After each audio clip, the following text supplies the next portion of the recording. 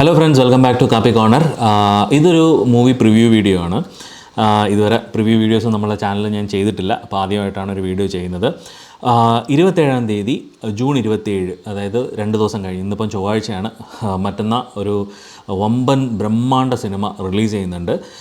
പ്രഭാസ് നായകനായ കൽക്കി 2898 AD എന്നാണ് സിനിമയുടെ പേര്.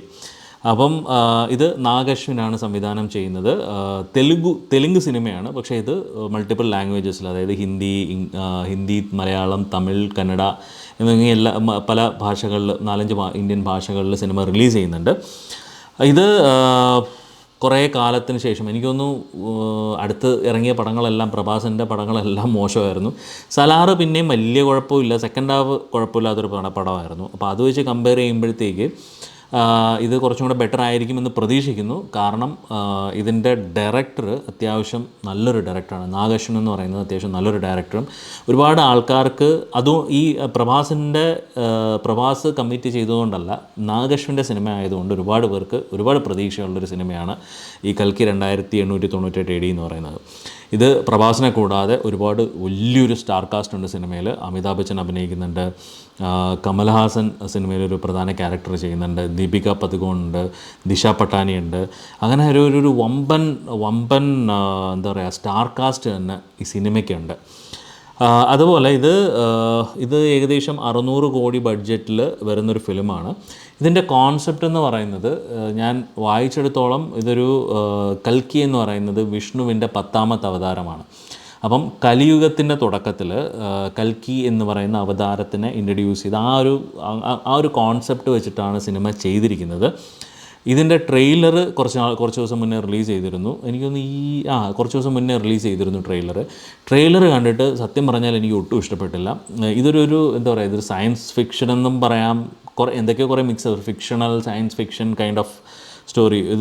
ഇതിനൊരു പറയുന്നത് EPIC dystopian science fiction action film എന്നാണ് ഇതിനൊരു ഡെഫിനിഷനായിട്ട് കൊടുത്തിരിക്കുന്നത്. ഈ ഡിസ്റ്റോപ്പിയൻ എന്ന് പറയുന്നത് പക്ക ഈവിൾ എന്ന് പറയും. അതായത് എല്ലാം മോശം ആൾക്കാരാണ്, അത്രമാത്രം ഈവിളായിട്ടുള്ള ആൾക്കാരുള്ള ഒരു കാലഘട്ടം, അതിനെയാണ് ഈ ഡിസ്റ്റോപ്പിയൻ പീരീഡ് എന്ന് പറയുന്നത്. അപ്പം അത്തരത്തിലുള്ളൊരു കാലഘട്ടത്തിൽ നടക്കുന്ന കുറച്ച് സംഭവങ്ങളാണ് ഈ സിനിമ പ്രതിപാദിക്കുന്നത്.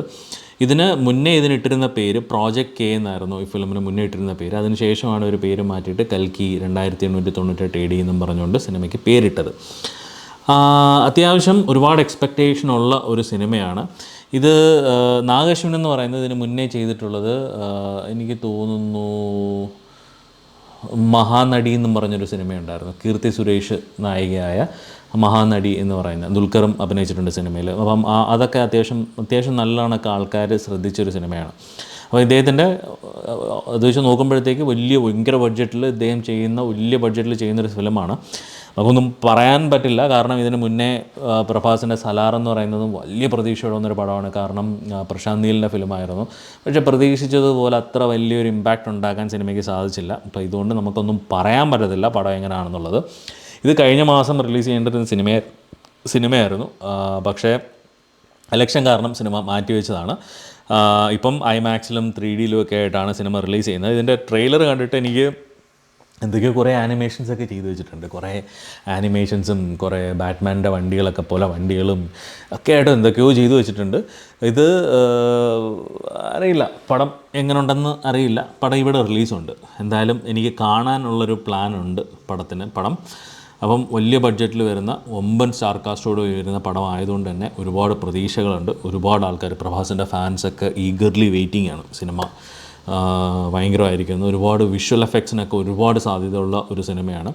ഒരു കമ്മിങ് ഓഫ് ഏജ് മൂവി, അല്ലെങ്കിൽ ഒരു ഫ്യൂച്ചറിൽ നടക്കുന്ന ഒരു പീരീഡിൽ, നമ്മൾ കണ്ടിട്ടില്ലാത്ത ഒരു പീരീഡിൽ നടക്കുന്ന ഒരു സിനിമയായിട്ട് എനിക്കൊന്ന്, പ്രഭാസ് ഒരു നെഗറ്റീവ് ഷെയ്ഡുള്ള ക്യാരക്ടറായിട്ടാണ് എനിക്ക് ട്രെയിലർ കണ്ട് എനിക്ക് ഫീൽ ചെയ്തത്. പക്ഷേ എന്തായാലും കൊള്ളാം. ഒന്ന് വെയിറ്റ് ചെയ്യാം, പടം എങ്ങനെ ഉണ്ടെന്ന് നമുക്ക് നോക്കാം. 2 ദിവസം കഴിയുമ്പോൾ പടം റിലീസ് ചെയ്യും. മിക്കവാറും സൺഡേ മാത്രമേ പടം കാണാൻ കഴിയുള്ളൂ. അപ്പോൾ ഓൾമോസ്റ്റ് അഭിപ്രായങ്ങളും റിവ്യൂസ് എല്ലാം ഓട്ടോമാറ്റിക്കലി വന്നിട്ടുണ്ടാവും ആ സമയത്തോടുകൂടി. അപ്പോൾ എന്തായാലും നമുക്ക് സിനിമയ്ക്ക് വേണ്ടി വെയിറ്റ് ചെയ്യാം. അപ്പം നിങ്ങളെപ്പോലെ ഞാനും ഈഗർലി വെയിറ്റിംഗ് ആണ്. നമുക്ക് നോക്കാം എങ്ങനെയുണ്ടെന്ന്. അപ്പം മറ്റൊരു വീഡിയോയുമായിട്ട് വീണ്ടും കാണാം. അതുവരെയും ബൈ.